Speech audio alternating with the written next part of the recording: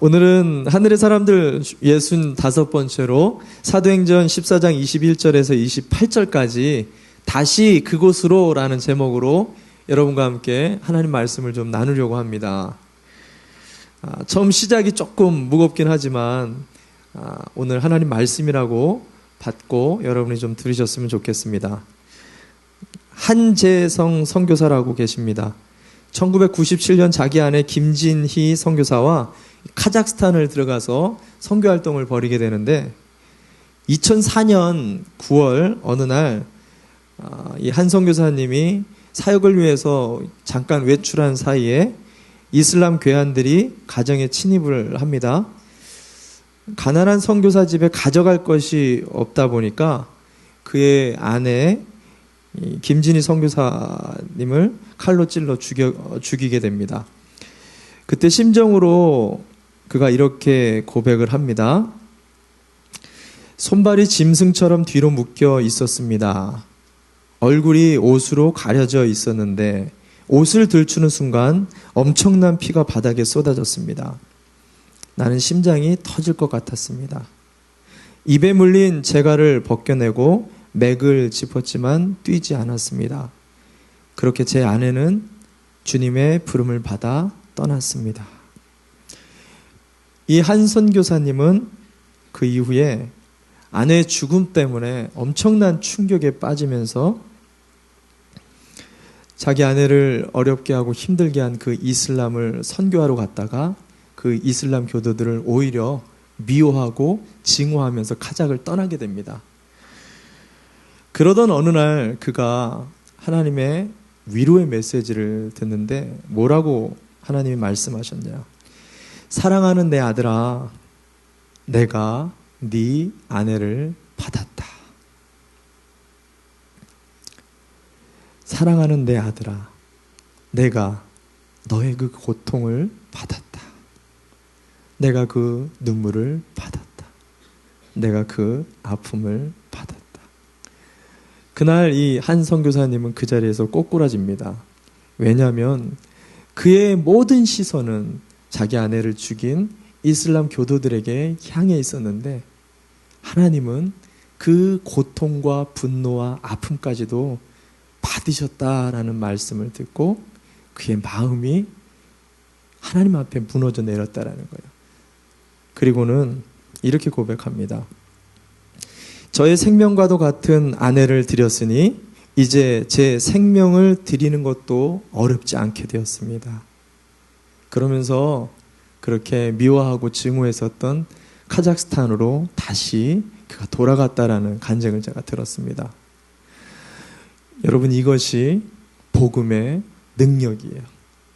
이것이 복음이 가지고 있는 말로 설명할 수가 없는, 우리가 할 수 없는 것을 하게 만드는, 나로 나의 높은 곳까지 이르게 하시는 하나님의 능력이 되는 것을 여러분 믿으시기를 바랍니다. 할렐루야. 제가 조금은 무겁게 시작을 하는데요. 제가 시작을 그렇게 하는 게 아니라 오늘 본문에 바울이 말씀을 그렇게 시작을 하고 있어요. 바울의 메시지를 들어봅시다. 21절 말씀입니다. 21절 말씀 제가 읽어드립니다. 바울과 바나바는 그 성에서 복음을 전하여 많은 제자를 얻은 뒤에 루스드라와 이고니온과 안디옥으로 되돌아갔다. 여기서 되돌아갔다라고 시작을 합니다. 근데 그가 되돌아간 곳이 어디죠? 루스드라, 자기를 돌로 쳐서 자기를 죽이려고 했었던 사람이 있는 그곳으로 갔다는 거예요.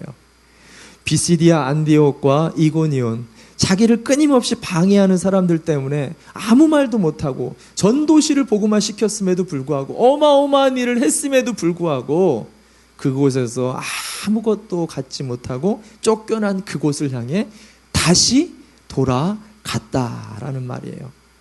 도저히 있을 수가 없는 일을 하게 됩니다. 제가 오늘 원래 지도를 좀 보여드리고 싶었습니다. 바울의 1차 전도여행이 마무리되어지는 날이었기 때문에 바울이 어떻게 보면 큰 원으로 이렇게 설명을 해드린다면 하나의 점에서 시작을 해서 한 바퀴를 돌아서 거의 다 돌아왔을 때쯤에 그냥 요 작은 거리만 걸어가면 이제 이 1차 선도 여행이 끝납니다. 근데 오히려 요 작은 길을 가지 않고 5배나 더 먼 거리를 돌아서 다시 원점으로 돌아가는 길을 선택했다라고 오늘 본문은 시작하고 있다는 거예요. 여러분, 이게 상식적으로 이해가 되지 않는 비상식적인 선택입니다. 왜냐하면 그 길이 지금까지 걸어왔었던 수많은 우여곡절, 많은 눈물과 아픔이 있었던 길이었기 때문에 사실은 좀 피하고 싶은 길이죠. 거기다가 그 길은 거리도 5배가 넘는 거리지만 많은 위험이 도사리고 있잖아요. 우리가 잘 알듯이 지난번에 봤듯이 백두산보다 훨씬 더 높은 타우르 산맥을 직접 걸어서 넘어야만 하는 고초와 지중해 연안을 배를 타고 지나야 되는데 거기는 해적이 많이 있다 그랬어요. 수많은 어려움과 기근과 핍박과 위협이 있는 그곳을 향해 다시 돌아갔다라고 성경은 이야기한다는 거예요. 왜 다시 돌아갔다라고 얘기했죠? 지난주에 나눴습니다. 복음 때문에 돌아갔다라고 얘기했어요. 복음 때문에.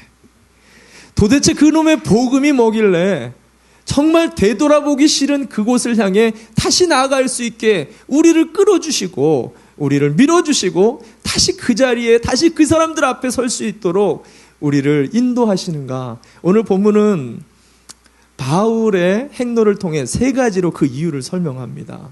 저는 이 3가지를 통해서 다시 돌아가게 하는, 다시 그 사람에게 가게 하는, 다시 그 자리를 서게 하시는 복음의 은총 3가지를 여러분과 좀 나누려고 합니다.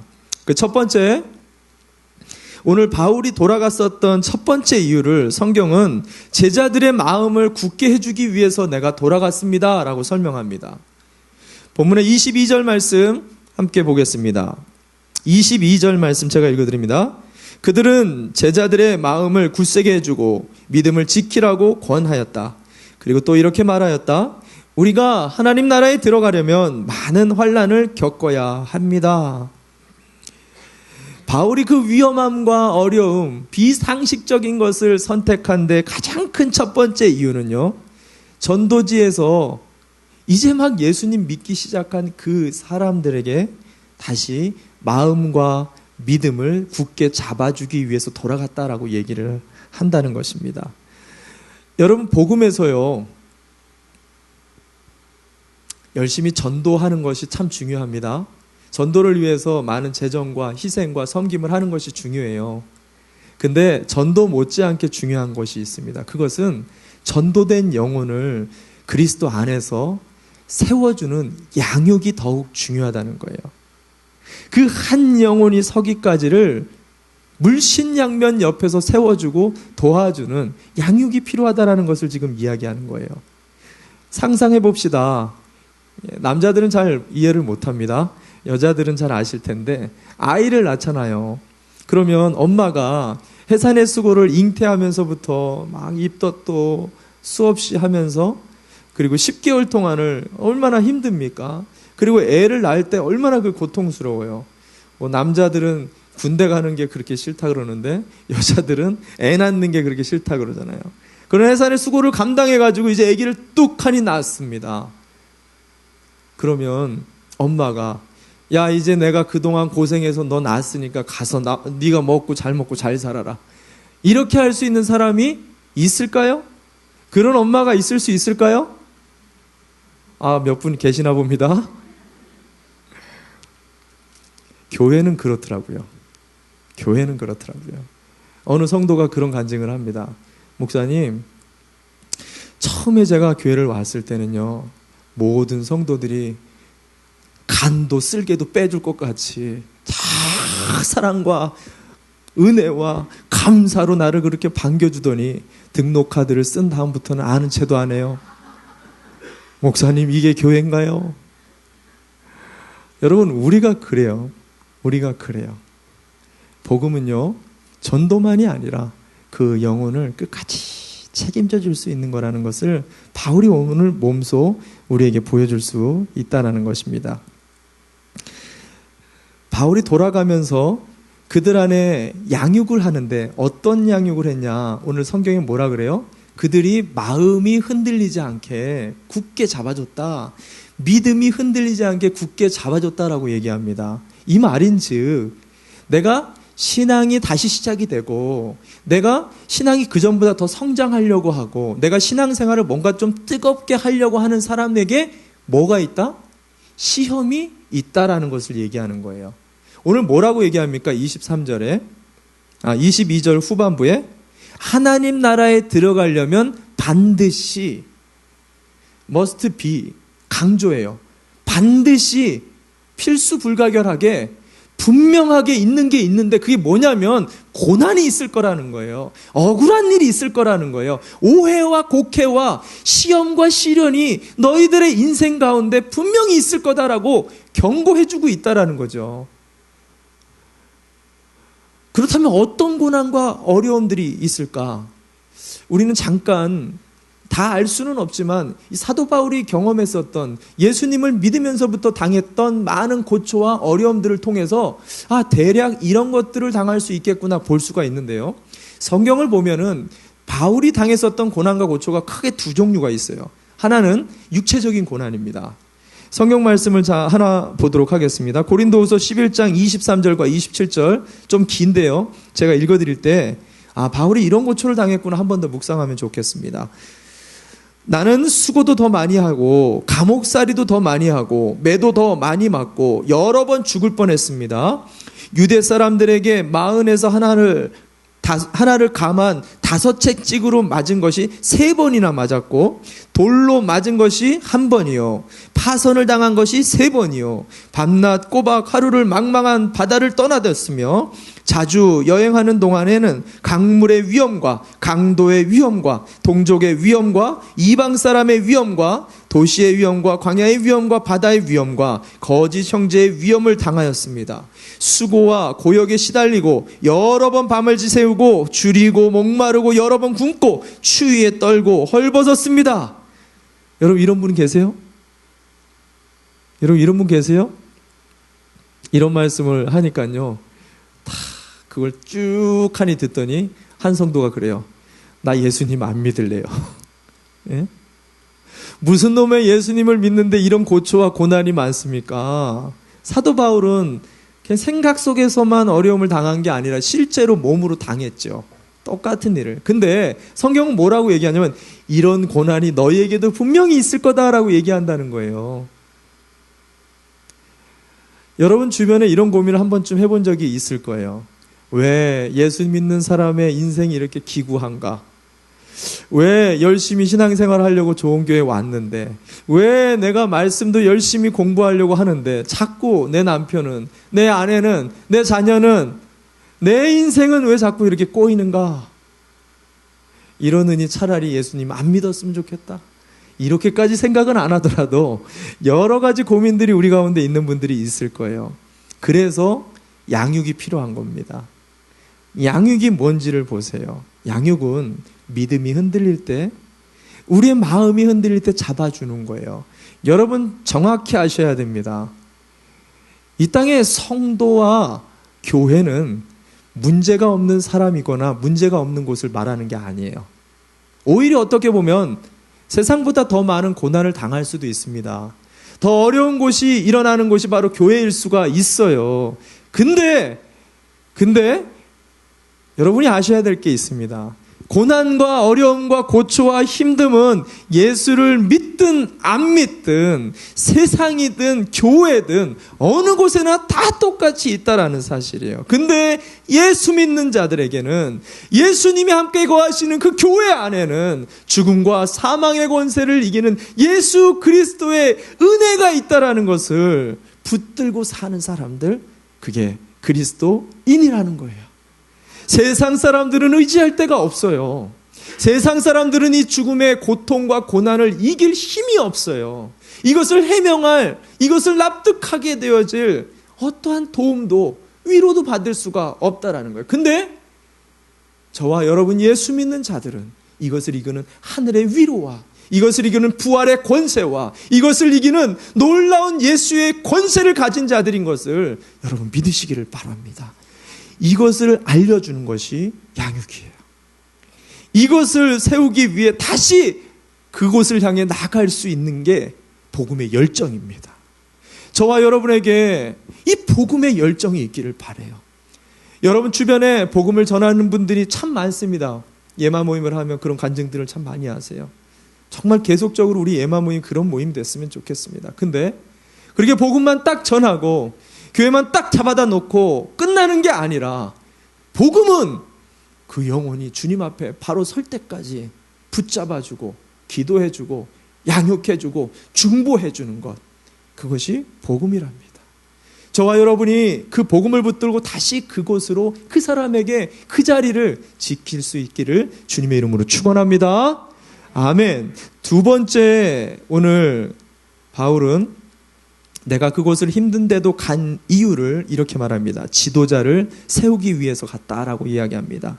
지도자를 세우기 위해 그 위험과 어려움을 겪었다. 23절 말씀 보겠습니다. 이어져 23절 말씀 제가 읽어드립니다. 그리고 그들을 위해서 각 교회에서 장로들을 임명한 뒤에 금식을 하면서 기도하고 그들이 믿게 된 주님께 그들을 맡겼다.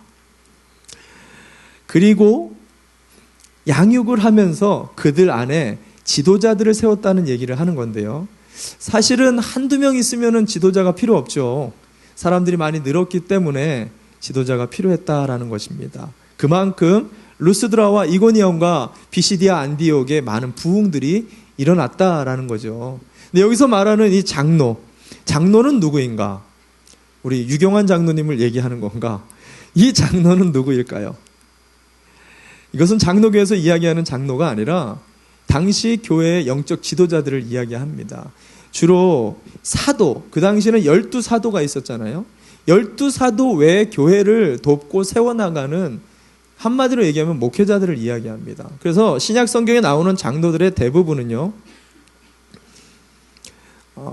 목회를 하고 목양을 하고 그것을 돌보는 총체적인 리더십들을 전부 장로라고 이야기합니다. 그래서 유대인들은 사내들인 공회에 70명의 회원을 갖다가 다 장로라고 불렀어요. 요한 1서와 2서와 3서, 요한 2서 1절과 요한 3서 1절을 보면은 사도 요한이 자기를 장로라고 소개합니다.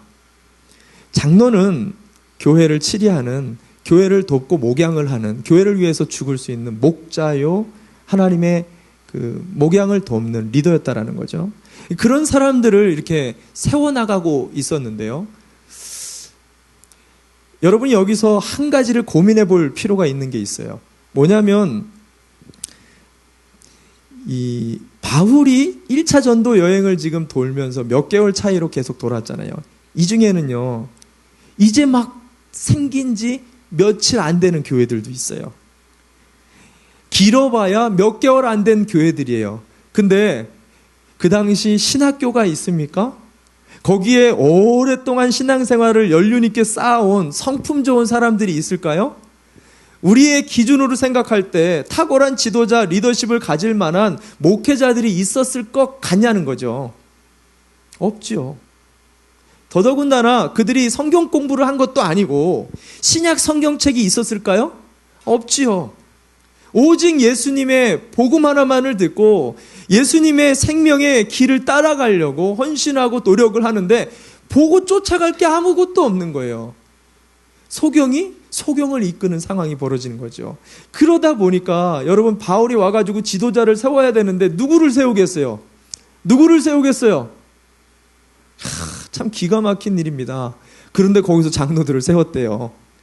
저는 참 바울이 대단하다는 생각도 했고요. 또 세운다고 아무 능력도 없는 사람이 알겠습니다, 제가 장로하겠습니다, 이렇게 하는 것도 참 웃기다라는 거죠. 근데 참 제가 이 장면을 보면서 초대교회가 어쩌려고 이렇게 했을까, 이런 걱정 어린 걱정을 하게 됐어요. 근데 성경은 참 은혜되는 것을 옆에 우리에게 소개를 해줍니다.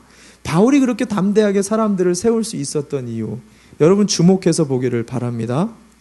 23절에 후반부입니다. 그들이 믿게 된 주님께 그들을 맡겼다라고 얘기합니다. 그들이 믿게 된 주님께 그들을 맡겼다. 여러분, 사람을 세울 때요, 사실은 참 우리가 직장이든 가게든 어디서 사람 한 명 뽑는 게 참 쉽지가 않아요. 어떻게 보면 그것이 걱정거리가 되기도 하고 잘못 뽑으면은 그것 때문에 망할 수도 있습니다. 근데 하나님께서 참 중요한 메시지를 줍니다. 영적인 원리는 주님께 맡겨야 된다는 거예요. 사람을 주님께 맡기지를 못하면 우리는 사람을 세울 수가 없어요. 사람을 믿을 수도 없어요. 마찬가지로 반대로 생각해 볼 때 주님을 믿고 쓰셔야 돼요. 주님을 믿고 의지하며 그것에 순종하며 나가셔야 된다는 거예요. 우리가 주님을 믿지 않으면 우리가 하나님의 일들을 감당할 수가 없다는 것을 여러분 기억하시기를 바랍니다. 근데 이 주님께 맡겼다, 주님을 의지한다, 이 말들이 사실은 이게 그리스도인들이 빈번하게 쓰는 말이잖아요. 근데 이 말이 어떤 면에서 보면 좀 부정적으로 쓰일 때가 많습니다. 우리가 어쩔 때 주님께 맡깁니다 이 말을 쓰죠. 아휴, 내 자식 이 녀석이 아무리 말을 해도 죽었다 깨도 듣지를 않네. 아유, 이 녀석 주님께 맡겨야지. 뭐예요? 포기해요. 내려놓는 거예요. 손을 못 대는 거죠. 아유, 내 남편, 내 아내, 아유, 내가 아무리 말을 해도 저 양반은 도저히 들어먹질 않아. 주님께만 맡겨야지. 주님이 알아서 하시겠지? 여러분, 주님께 맡긴다는 용어가 참 우리 주변에서 어떻게 쓰이는지 한번 생각해 보세요. 진짜 주님께 맡긴다는 그 의미가 어떻게 사용되는지. 바울이 오늘 주님께 맡기면서 장로들을 세우고 사람들을 세우고 정말 내가 볼 때 아무리 부족해 보이는 사람을 주님을 맡기면서 세웠다라고 얘기하는데 이 의미가 그런 의미일까요? 아, 난 몰라 이 교회. 아, 난 저 사람 모르겠어. 아, 이 사람 될 대로 돼. 그냥 알아서 하겠지. 이 의미냐는 거예요. 성경에 보니까 오늘 뭐라고 표현하냐면 금식하며 기도했다. 금식하며 기도했다. 성경에 기도하는 장면이 나오는데 금식을 할 때는 아주 독특하게 신약 초대교회 공동체들이 금식이라는 것은 내 몸을 죽인다라는 거예요. 나를 목숨을 걸고 하는 기도라는 거예요. 근데 이 금식 기도를 언제 주로 하냐면 사람을 세울 때. 바나바와 바울을 처음 안디옥 교회에서 시리아 안디옥에서 처음 파송할 때 온 성도들이 금식하며 기도했다라고 얘기합니다. 아무 때나 금식 못하죠. 우리 성도들이 금식하라 그러면 내 몸에 칼이 들어와도 나는 금식은 못하면 이런 분들이 좀 계시긴 하는데 여러분 금식하기가 쉽지 않잖아요. 그렇게 간절히 기도했다는 거예요. 더더군다나 바울이 주님께 맡겼다라는 이 말은요. 바울이 전도한 교회들 중에 가장 말 안 듣는 교회가 있었어요. 가장 타락한 교회가 있었어요. 가장 이 세상에 있어서는 안 되는 골칫덩어리, 문제투성이의 교회가 있었어요. 어디였죠?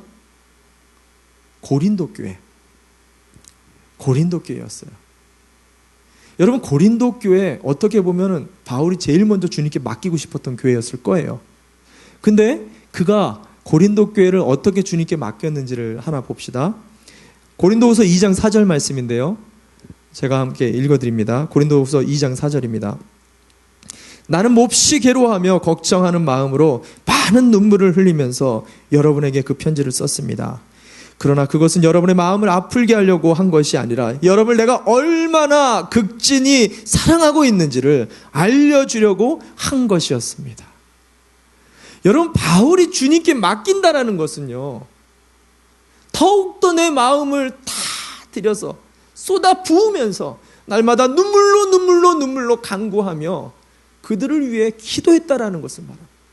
여러분, 부모가 자식이 아무리 많아도요, 누가 아프면은요, 좀 부족하고 모나고 좀 장애아가 있으면은요, 부모는 어때요?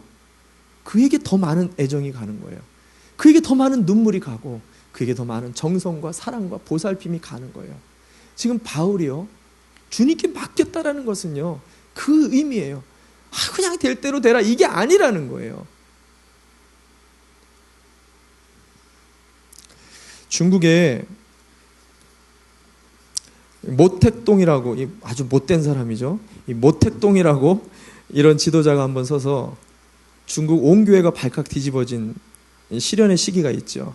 이 문화혁명이라고 전체 이 중국 전체 대륙을 갖다가 대학살과 어렵게 만든 이 문화혁명을 지나면서요, 중국의 기독교인들이 많은 박해와 핍박을 당하게 됩니다. 그때 중국 기독교가 통계적으로 파괴된 숫자가 200만 명이었다라고 이야기합니다.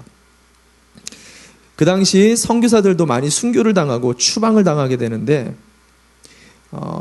중국 교회는 이제 모든 건물들도 다 폭파되고 파괴되고 불타버리고 없어지고, 교회만이 아니라 교회 모든 조직도 교단도 전부 다 모든 학교들도 그 교회의 흔적이라는 흔적은 돌 위에 돌 하나도 남지 않고 다 싸그리 없어져 버립니다.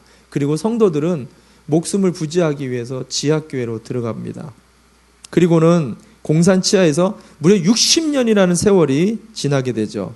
근데 놀라운 것은, 하나님이 위대하신 것은 200만 명의 기독교인의 숫자가요, 60년 만에 1억 2천만 명으로 부러져 버립니다. 교회도 없었어요.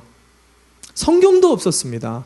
조직도 없습니다. 그들을 가르칠 지도자들도 없었어요. 온 세상이 깜짝 뒤집혀진 거죠. 어떻게 이런 놀라운 일이? 많은 신학자들이 그랬어요. 정말 하나님이 하신다. 하나님이 놀라우신 분이다. 주님이 하셨구나. 근데 여러분, 주님이 하신 게 맞죠. 그러나 여러분 상상해 보십시오.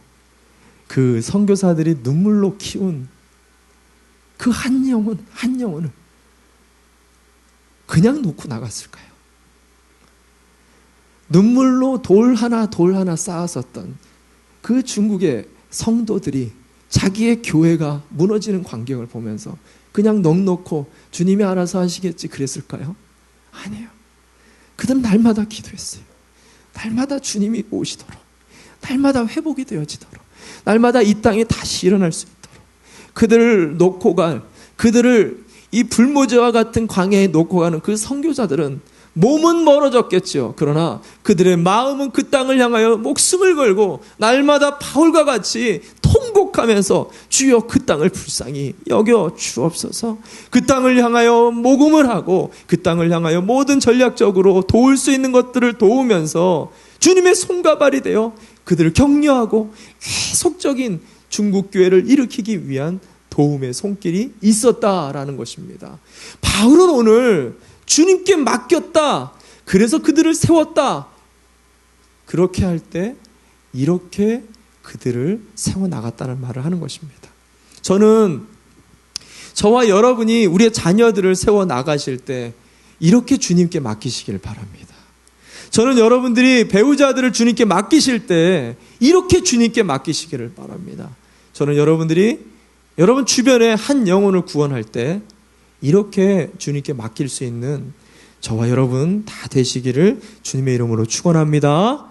아멘. 마지막으로 세 번째, 바울이 그곳을 돌아간 이유, 그것은 하나님의 역사를 말하기 위해서 내가 돌아갔노라 라고 이야기를 합니다. 마지막으로 27절 한번 봅시다.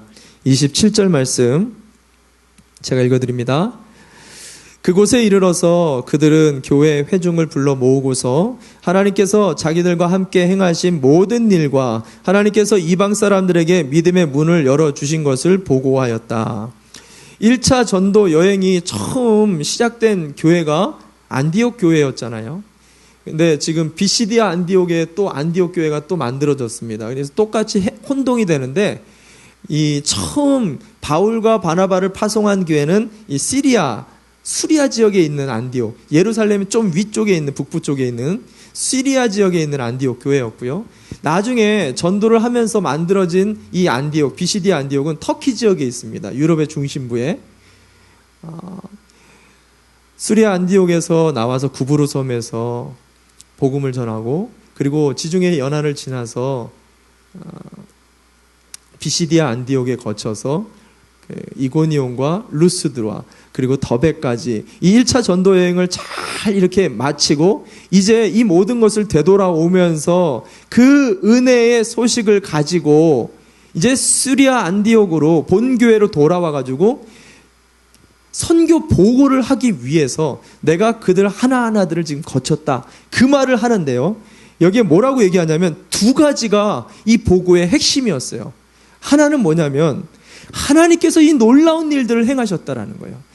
내가 지금까지 험한 일과 이 고초와 이 힘든 문제들을 잘 해결해 나갈 수 있었던 것은 하나님께서 아직도 살아계셔서 우리의 삶들을 그렇게 끌어주신다는 것을 보고하기 위해서 돌아왔다라는 거예요.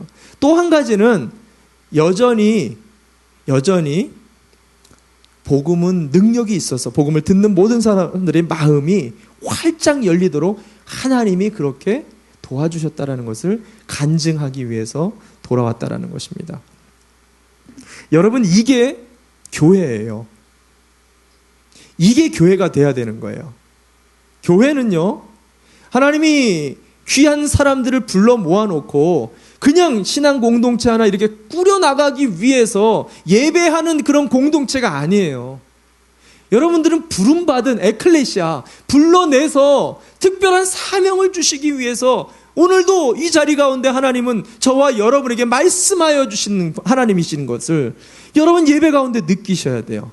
그러면 여러분이 그 말씀을 듣고 이제 그 사명을 가지고 여러분의 삶의 일터 속으로 나아가서 말씀대로 살아보니까 하나님이 아직도 일을 행하시는구나. 말씀대로 그들에게 나아가서 복음을 증거해보니까 하나님이 마음을 열지 않을 것만 같은 그 사람들도 마음을 여는구나. 하나님이 우리의 자녀들과 우리의 이웃들과 우리의 생애 속에 역사하시는구나. 이것들을 보고 경험하고 돌아와서 전능하신 하나님 정말 살아계시는군요. 정말로 내가 오늘도 하나님 안에 거하는 하나님의 자녀 맞군요. 하나님 감사합니다. 하나님 찬양합니다. 그 예배를 올려드리는 게 교회예요. 여러분, 이런 초대교회 공동체의 모양을 만들기 위해서 우리가 사실은 지금 가정 예마를 돌리고 있습니다. 가정 예마의 본질은요, 물론 음식을 먹는 것도 좋습니다. 친해지는 것도 좋겠지요. 핵심은 주님이 찾으시는 그 한 영혼을 위해서 미션, 우리에게 주어지는 하나님의 사명을 붙들고 삶 속에서 하나님이 살아서 역사하시는지 안 하는지를 테스트하는 시간이에요. 그리고 그 씨름을 모임에 나와서 간증하고 우리의 삶 가운데 살아계셨던 하나님을 나누는, 찬양하는 자리가 예수님의 마음을 품는 예마 모임인 것을 여러분 꼭 잊어버리지 않으시길 바랍니다. 우리 공동체가 예마 모임을 지금 시작한 곳이 1년이 넘은 데도 있고 몇 개월밖에 안 된 데들도 있지만 우리는 예마 모임을 전 교인을 다 내년부터 참여시킬 예정입니다. 주주간에 전 교인이 함께 한 번씩 모여서 정말 우리의 삶 가운데 하나님의 행하신 일들을 나누고 신앙생활다운 신앙생활을 할 수 있도록 정말 하나님이 살아계시는데 썬데이 크리스찬처럼 그냥 멀찌감치 나와가지고 예배드리고 그냥 돌아가 버리는 게 아니라 정말 제대로 된 말씀 생활들을 할 수 있도록 말씀을 붙들고 살아가는, 성령을 따라서 살아가는, 그리스도인답게 살아가는 그런 초대교회와 같은 본질을 찾아가는 교회가 되기 위해서 신년부터 우리가 기도하면서 준비하고 있습니다. 여러분 많이 기도해 주시고 또 그런 교회가 될 수 있도록 여러분도 사모함 가지고 좀 나갔으면 좋겠습니다. 얼마 전 한국의 그 사랑의 전화 복지재단에서 한 질문으로 통계를 냈어요. 부부들에게만 통계를 냈는데 다시 태어난다면 지금의 배우자와 결혼하겠습니까? 대답하기 어려운 질문이죠. 다시 태어나면 지금의 배우자와 다시 결혼하겠습니까? 충격적인 결과가 나왔죠. 여자들을 조사했는데 무려 70.7%가 다시 태어나면 지금의 남편과 만나지 않겠다. 남자들에게 큰 충격이 됐다고 합니다. 얼마나 이 고생들을 하셨으면 그랬을까. 제가 말하고 싶은 게 그게 아니라 남자들 쳐다보지 마시고 그걸 얘기하려고 했던 게 아니라 여러분 생각해 봅시다. 다시 태어나도 내가 이 사람과 결혼하고 싶습니다. 그 말 안에는 무슨 의미가 들어있어요? 내가 그만큼 저 사람 사랑한다는 거잖아요. 다시 태어나도 저 사람과 만나기 싫다라는 것은 뭐예요? 내가 저 사람 별로 안 좋아한다는 거예요. 다시 나에게 기회가 주어질 때 다시 그 자리로, 다시 그 사람에게, 다시 그 위치로 갈 수 있는 거는 사실은 사랑이더라고요. 열심히 복음을 알고 훈련을 받고 노력을 하고 실습을 한다고 해서 그게 되는 게 아니더라고요. 사랑이 우리를 움직이더라고요. 근데 나 박정환이라는 내가 갖고 있는 사랑이 나를 움직이는 게 아니라 바울이 뭐라 그래요? 그리스도가 나를 사랑한 그 사랑이, 그리스도의 사랑이 나를 날마다 강권합니다. 그리스도의 사랑이 정말 가기 싫은데 저 사람에게 가서 양육을 하라 합니다. 정말 마주하기 싫은 저 사람 앞에 나가서 저 사람을 눈물로 기도하게 합니다. 내가 하나님의 말씀을 듣고 그냥 행하기가 싫은데 그리스도의 사랑이 나를 강권해서 이 말씀을 하지 않으면 내 마음이 불릴 것 같은 내 마음 안에 뜨거운 마음을 주셔서 내가 그것을 하게 합니다. 그리스도의 사랑이 결국 복음의 본질이더라는 거예요. 여러분, 사랑하면은요 미움을 이길 수가 있더라고요. 사랑하면은요 아무리 힘들어도 미소를 잃지 않게 되더라고요. 여러분, 사랑이 넘치면은요 어떠한 가운데 속에서도 우리의 마음의 평강이, 은혜가 충만해진다는 거예요. 그 사랑이 그리스도 안에 있답니다. 여러분, 예수님을 더욱더 깊이 묵상하길 바라요. 복음은 다른 게 있는 게 아니에요. 여러분이 열심히 훈련받고 열심히 노력하는 것도 중요하겠지만 예수 안에 충만하게 들어가는, 예수님을 깊이 묵상하고 그분의 사랑이 오늘도 내 마음에 강권하고 있는 두드림의 메시지를 듣게 되어질 때 오늘도 우리는 이 복음으로 다시 그곳을 갈 수 있는 복음의 사람이 될 수 있는 것을 여러분 믿으시기를 바랍니다. 할렐루야. 우리 다 함께 자리에서 일어납시다.